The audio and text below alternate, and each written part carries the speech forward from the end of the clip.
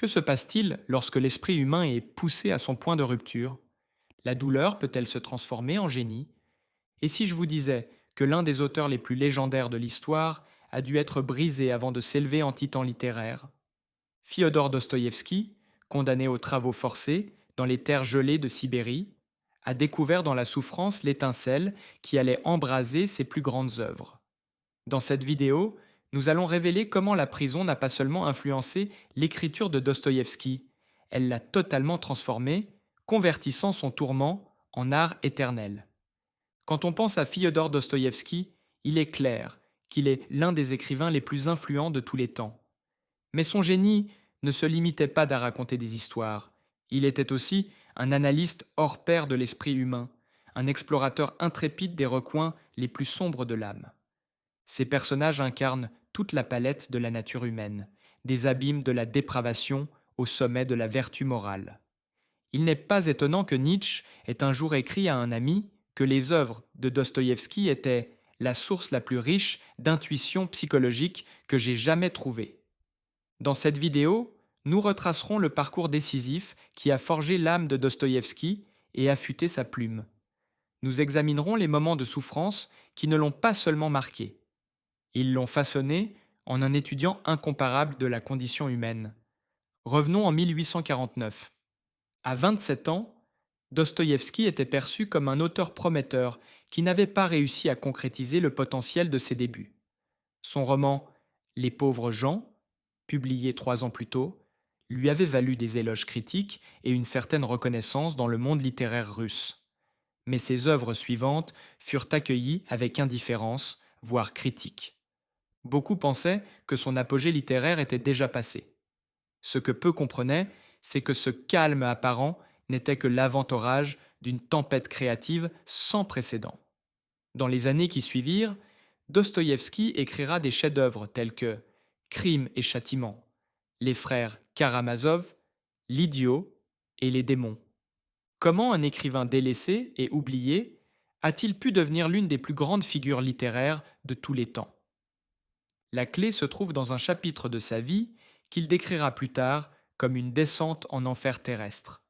Cette transformation débuta avec son arrestation en 1849 pour son implication supposée dans un groupe considéré comme radical par le régime tsariste. Dostoïevski fut emprisonné, gardé des mois en isolement et amené au bord de la mort lors d'une exécution simulée. Debout devant le peloton d'exécution, croyant que sa vie allait s'arrêter, il apprit soudain que sa sentence avait été commuée en plusieurs années de travaux forcés en Sibérie. Les années sibériennes furent impitoyables. Il vécut parmi des criminels endurcis, subit des conditions glaciales et des épreuves physiques, et fut témoin des réalités crues du désespoir humain. Mais c'est au cœur de cette misère que Dostoïevski découvrit les thèmes centraux de ses futurs romans, le conflit moral, la lutte spirituelle et la résistance de l'âme humaine.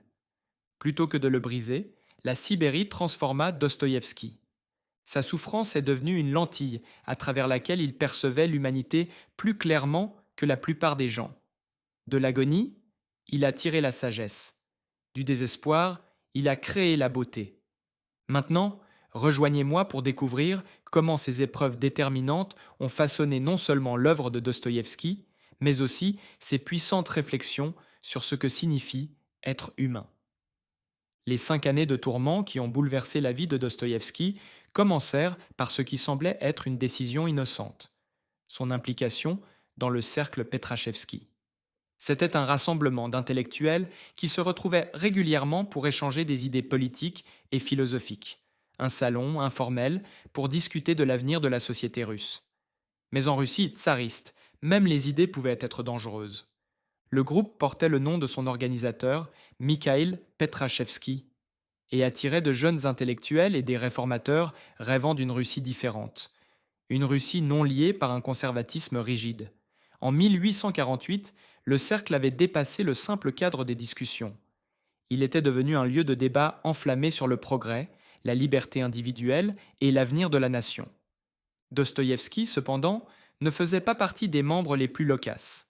Naturellement introverti et mal à l'aise en société, il avait tendance à écouter plus qu'à parler. À un moment donné, il avoua: Je suis loin d'être bavard, et ceux qui me connaissent le savent bien. Je n'aime pas les longs discours, même avec des amis proches, et encore moins lors de rassemblements sociaux où je passe pour quelqu'un de silencieux, voire renfermé. À l'époque, les réunions du cercle Petrachevski n'étaient pas illégales, mais l'Europe traversait des bouleversements, des révolutions éclataient à travers le continent. Cela alarma la classe dirigeante russe qui craignait que cet élan révolutionnaire ne se propage et n'attise des troubles. Le régime tsariste répondit par une surveillance accrue et un durcissement des restrictions. Finalement, les activités du cercle attirèrent de l'attention du gouvernement. En avril 1849, les autorités passèrent à l'action.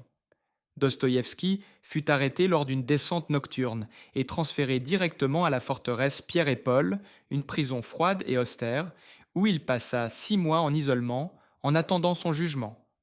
Des années plus tard, il se souviendrait douloureusement de ce moment. Lorsque je suis entré dans la forteresse, je pensais que c'était la fin. Je croyais vraiment ne pas survivre plus de 3 jours. Pourtant, derrière ces murs glaciales et dans ce silence oppressant, Dostoïevski découvrit une vérité cachée sur lui-même et sur l'humanité. Il comprit que l'esprit humain recèle un réservoir inexploré d'endurance, une force qui ne se révèle que sous une pression extrême. C'est une forme de résilience dont nous ne soupçonnons souvent pas l'existence tant que les circonstances ne l'exigent pas. Et une fois qu'elle émerge, nous réalisons que nous sommes capables de supporter bien plus que nous ne l'avions jamais cru. Dans une lettre écrite pendant son emprisonnement, il partagea une révélation qu'une telle épreuve seule pouvait offrir. Ma tranquillité d'esprit dépend uniquement de moi. Les êtres humains possèdent des réserves infinies d'énergie et de vie. Je ne le croyais pas avant, mais maintenant, je le sais par expérience. Ce ne sont pas des réflexions vaines, elles viennent de la souffrance vécue de première main. Ce sont les paroles d'un homme qui a été éprouvé au plus profond de lui-même et qui en est sorti avec une compréhension renouvelée de sa propre force intérieure. À la fin de 1849, l'État conclut son enquête sur le cercle Petrachevski. Les autorités qualifièrent ses membres de subversifs, des penseurs radicaux dont les idéaux menaçaient la poigne de pouvoir du tsar. Dostoïevski, avec 14 autres, fut conduit sur la place Semyonovski à Saint-Pétersbourg. La sentence fut dure et définitive: exécution par peloton d'exécution, à réaliser sans délai. Imaginez Dostoïevski à ce moment-là, seulement 27 ans, en bonne santé, plein de vie, se retrouvant soudain face à ce qu'il croyait être ses derniers instants. Paralysé par la peur, mais étrangement calme, il se pencha vers un de ses compagnons de cellule et murmura: Nous serons avec le Christ. La réponse de l'homme fut sèche et sarcastique. Athée, il désigna la terre et répondit: Une poignée de poussière. À cet instant, Dostoïevski entra dans ce qu'il décrira plus tard comme un état de terreur mystique. L'intensité de cette confrontation avec la mort resterait gravée en lui pour toujours. Des années plus tard, il recréera cette expérience dans L'Idiot, dans une scène poignante où le prince Mishkin raconte l'attente d'un homme face à son exécution. Cet homme, pleinement conscient qu'il ne lui restait que 5 minutes à vivre, découpa ses derniers instants en segments pleins de sens. 2 minutes pour faire ses adieux à ses compagnons, 2 minutes pour se recueillir intérieurement et rassembler ses pensées, et une dernière minute pour contempler une dernière fois le monde. Avec une clarté remarquable, il concentra toute son attention sur ce qui l'entourait. Au milieu de l'attention, son regard se posa sur les dômes dorés d'une église lointaine qui scintillait sous la lumière du soleil. Cette image semblait murmurer quelque chose de profond, peut-être une promesse ou un mystère juste hors de portée. Pourtant, cette même radiance était un rappel cruel. En quelques secondes, il serait séparé de tout cela à jamais. Suspendu entre ce qui lui était familier et ce qui l'attendait, il se retrouva pris dans un étrange mélange d'angoisse et d'émerveillement. Ce n'était pas qu'une histoire. Dostoïevski l'a vécu. Il faisait partie du deuxième groupe, aligné pour être exécuté. Les 3 premiers hommes avaient déjà été emmenés et placés devant les fusils. La fin semblait inévitable. Mais à cet instant précis, comme si le destin avait décidé d'intervenir, une calèche arriva avec un décret impérial. Les exécutions furent suspendues. Le tsar avait commué leur peine. Au lieu de la mort, Dostoïevski fut condamné à 4 ans dans un camp de travaux forcés en Sibérie. Ce fut le début d'une nouvelle épreuve. Mais plus important encore, cela lui offrit quelque chose d'extrêmement rare, un retour à la vie après avoir fait face à la mort. Cette expérience influencerait profondément sa vision de l'existence et façonnerait la voie de son écriture. De retour dans sa cellule, à la forteresse Pierre et Paul, Dostoïevski écrivit une lettre émouvante à son frère. Il y déversa les révélations que la mort lui avait imposées. Quand je repense à tout le temps que j'ai gaspillé, à courir après des distractions futiles, consumées par l'orgueil, l'apathie, et à ne pas exploiter mon potentiel, je ressens une profonde tristesse. La vie est un miracle. La vie est une joie. Chaque instant détient le potentiel d'un bonheur infini, si seulement les jeunes pouvaient le voir. Maintenant que ma vie est refaite, je me sens renaître, comme si on m'avait donné une nouvelle identité. Le soulagement momentané d'avoir été épargné fut rapidement remplacé par la froide réalité de ce qui l'attendait. La Sibérie. 4 années dans des conditions impitoyables. Entouré de criminels dangereux, torturé par le froid glacial, survivant à peine avec des maigres rations et contraint à un travail épuisant. La vie là-bas était brutale, mais elle lui révéla quelque chose. En observant les hommes autour de lui, il fut stupéfait de voir à quel point la saleté, la faim et la douleur semblaient les affecter peu. Cela le mena à une puissante prise de conscience, l'adaptabilité étonnante de l'être humain. Plus tard, dans Notes d'une maison morte, il écrivit « L'homme est une créature qui peut s'habituer à tout, et c'est, je pense, la meilleure définition de l'homme. » Pourtant, peut-être que la difficulté la plus inattendue et étouffante de la prison n'était pas physique, c'était psychologique, l'absence totale de solitude. Pendant des années, il vécut chaque seconde en présence des autres, soit ses compagnons de cellule, soit sous le regard des gardiens. Cette exposition constante le fit chérir ce que beaucoup de personnes libres négligent, le don du silence et le besoin de solitude.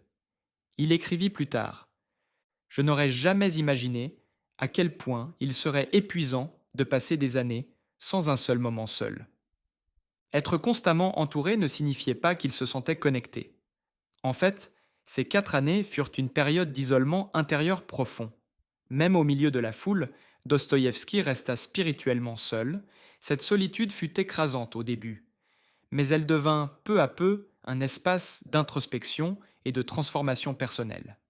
Selon ses mots, pendant tout ce temps, même si j'étais constamment entouré de gens, j'ai vécu une isolation profonde et douloureuse.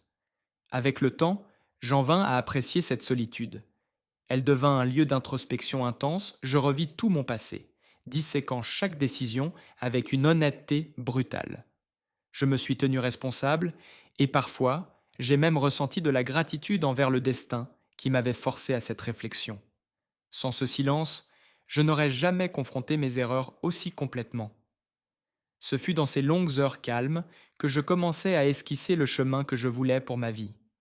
Une conviction tranquille mais puissante m'envahit. Je persévérerai. Je désirais ardemment le jour de ma libération, déterminé à renaître et à prouver ce dont j'étais capable.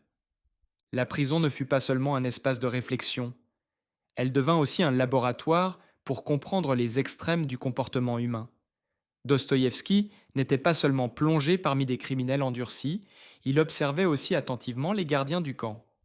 Là, il en vint à reconnaître quelque chose d'effrayant, la nature corrompue du pouvoir absolu.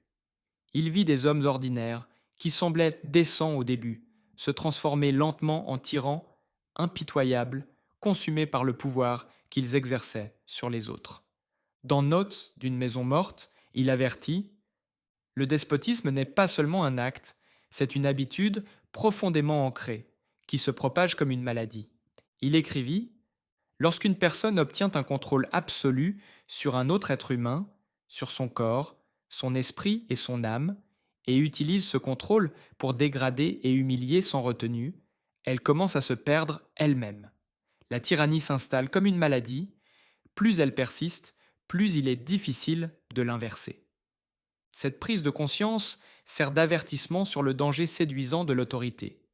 Elle prouve aussi que les épreuves les plus pénibles de la vie peuvent nous enseigner des leçons inestimables si nous osons affronter notre propre obscurité et chercher la vérité, même au milieu du désespoir. Permettez-moi d'insister sur un point essentiel. Même les hommes les plus bienveillants, exposés à répétition à des cycles de domination et de violence, peuvent devenir insensibles, indifférents, voire cruels. La proximité constante du pouvoir corrompt l'esprit. Peu à peu, ce qui choquait autrefois devient une routine. Des actes qui repoussaient peuvent commencer à séduire. Un tel homme s'éloigne de son humanité, et le citoyen qu'il était autrefois commence à disparaître, remplacé par quelque chose d'inconnu. Pour celui qui est consumé par la tyrannie, le retour à la dignité humaine est un voyage presque impossible, comme tenter de s'échapper d'un labyrinthe sans issue. Pourtant, tout n'est pas sombre dans l'âme humaine. Paradoxalement, c'est à l'intérieur des murs de la prison que Dostoïevski eut son premier aperçu du potentiel illimité de bonté chez l'homme.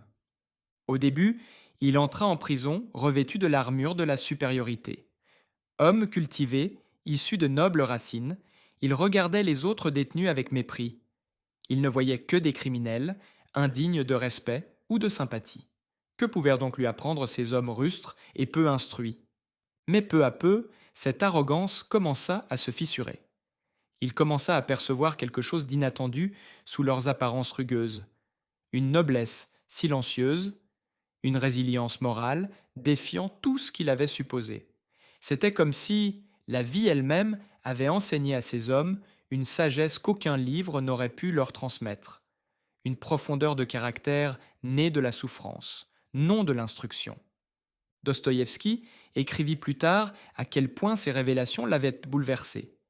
Il admit qu'après des années passées à vivre aux côtés d'un homme qu'il considérait comme peu plus qu'un animal, celui-ci révélait, sans prévenir, un instant d'émotion profonde, une montée de sincérité dévoilant une âme pleine de sentiments. Cela le stupéfia et brisa ses jugements. Dans ces rares moments, Dostoïevski fut témoin d'une humanité si brute et authentique, une sensibilité à la douleur, aussi bien personnelle que partagée, que sa vision sembla renaître. Soudain, tout s'éclairait. La vraie nature d'une personne peut être cachée sous des couches rugueuses, mais elle ne disparaît jamais entièrement. Son temps au camp de prisonniers donna à Dostoïevski une compréhension profonde et directe d'un besoin humain universel, la quête de sens. Ce n'était pas une conclusion tirée dans le confort de la théorie, c'était un apprentissage par l'observation attentive de la vie des hommes avec qui il partageait son quotidien. Il remarqua que presque chaque prisonnier trouvait de petites façons de s'occuper, souvent en secret et malgré les règles. Que ce soit en fabriquant quelque chose, en fredonnant une mélodie, ou en jouant à des jeux simples, ces rituels privés leur offrirent quelque chose à quoi se raccrocher. Fait intéressant, même les gardiens laissèrent faire, sachant que supprimer totalement ces distractions pouvait provoquer des troubles. Cela enseigna à Dostoïevski une vérité puissante. Quand une personne est dépouillée de tout but, la rupture psychologique est presque inévitable. De cette expérience naquit l'une des idées les plus ententes de son œuvre. La manière la plus sûre de détruire mentalement quelqu'un est de le contraindre à accomplir des tâches totalement dénuées de sens, comme déplacer sans fin des pierres d'un endroit à un autre, sans raison. Dans Notes d'une maison morte, il décrit l'horreur d'un travail aussi vide de sens. Imaginez un homme ordonné de verser de l'eau d'un tonneau dans un autre, encore et encore, ou de déplacer un tas de terre d'un endroit à un autre, puis de le ramener à sa place. C'est un tourment pire que la mort, une agonie qui écrase l'âme, brise l'esprit et efface l'espoir. Des années plus tard, cette prise de conscience devint plus qu'une simple réflexion philosophique, elle devint une réalité terrifiante. Dans les camps de concentration nazis, les prisonniers étaient soumis exactement au type de travail insensé que Dostoïevski avait décrit des décennies auparavant. Dans un témoignage, le survivant de l'Holocauste, Eugen Heller, se souvient avoir été forcé de transporter du sable d'un bout à l'autre d'une usine détruite, puis de le ramener sans explication. Il disait : « Au début, nous pensions qu'il s'agissait d'une erreur, Puis nous avons compris que c'était délibéré. Chaque jour, nous répétions cette routine inutile. Et peu à peu, quelque chose en nous a commencé à se briser. Les gens commençaient à perdre la raison. Ce témoignage glaçant reflète une vérité fondamentale. Le sens est ce qui ancre notre santé mentale et préserve notre humanité. Le lui enlever, c'est commencer à se désintégrer. Dostoïevski, même pendant sa propre détention, semblait comprendre cela mieux que la plupart. Il remarqua que les prisonniers assignés à un travail réel, aussi dur ou forcé soit-il, pouvaient encore tenir bon parce qu'ils percevaient une utilité. Mais quand le travail devenait complètement dénué de sens, beaucoup ne pouvaient simplement plus s'accrocher. Certains tentèrent de fuir pour être abattus. D'autres couraient délibérément vers les fils barbelés, électrifiés, cherchant la mort plutôt qu'un désespoir plus profond. Ce que tout cela révéla à Dostoïevski fut crucial.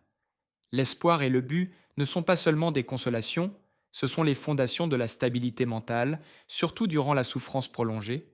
Il remarqua que ceux qui réussissaient à garder un rêve, une croyance en un avenir meilleur, supportaient mieux l'épreuve.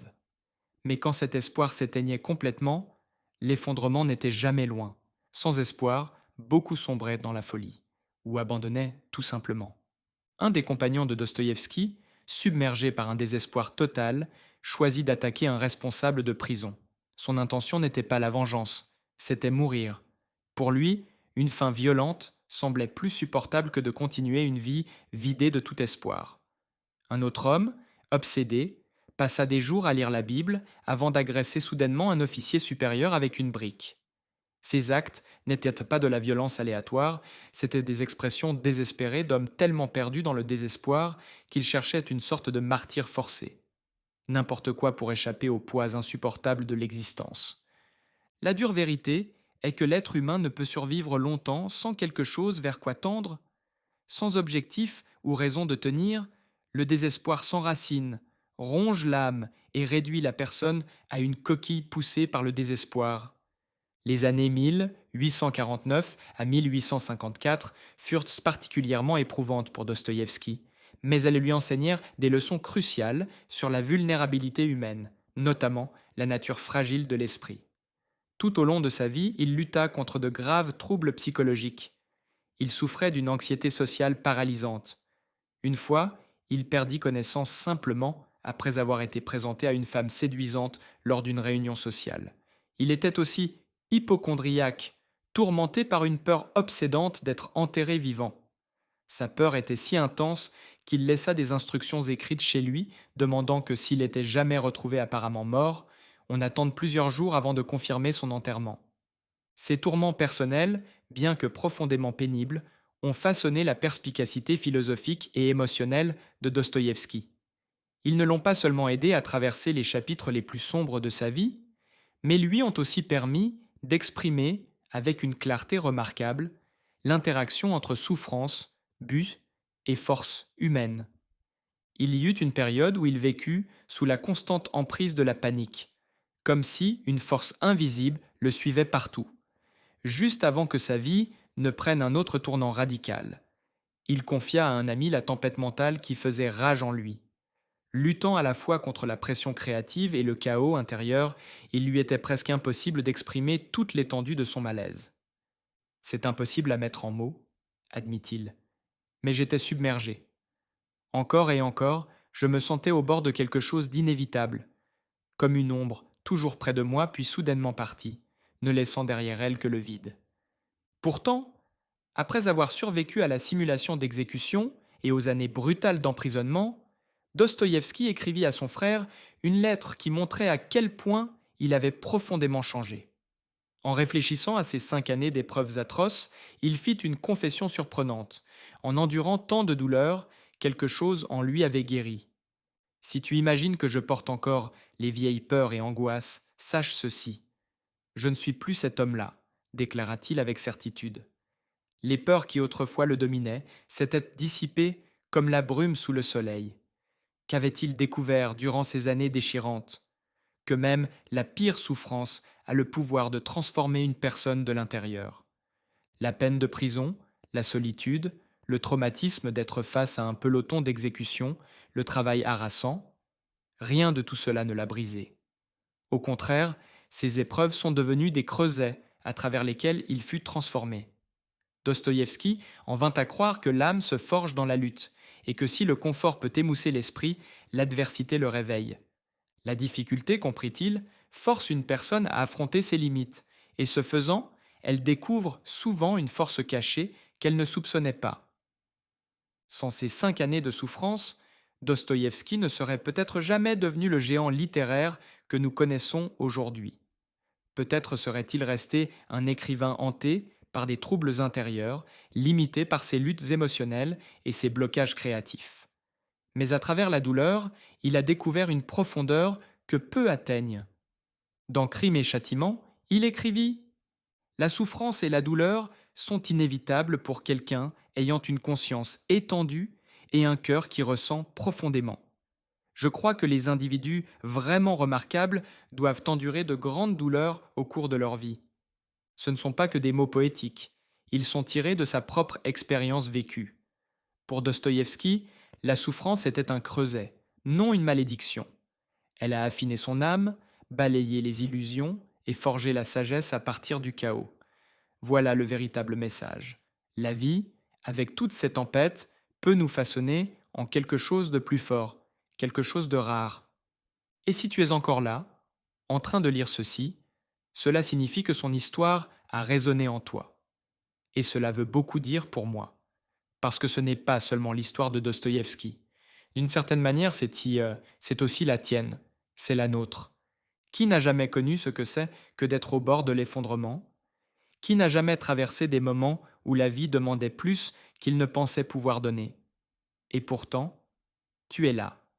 Rien que ça dit quelque chose de puissant. Tu es quelqu'un qui cherche à comprendre, qui est prêt à creuser au-delà des apparences. Le parcours de Dostoïevski me rappelle une vérité silencieuse. Même quand tout semble sombre, il existe une lumière que seuls ceux qui ont souffert peuvent reconnaître. Peut-être est-ce cela qui nous rassemble ici, cette quête de sens, de quelque chose de vrai au milieu du tumulte. Si je pouvais traverser cet écran, je te remercierais personnellement pour avoir pris ce temps, pour avoir partagé cette réflexion.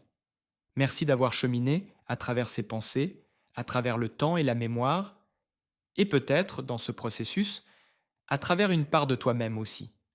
Parce que ce que Dostoïevski nous enseigne, c'est que si la souffrance peut être inévitable, grandir reste toujours un choix. Et aujourd'hui, tu as choisi de grandir. Avant de conclure, je veux te laisser une invitation simple.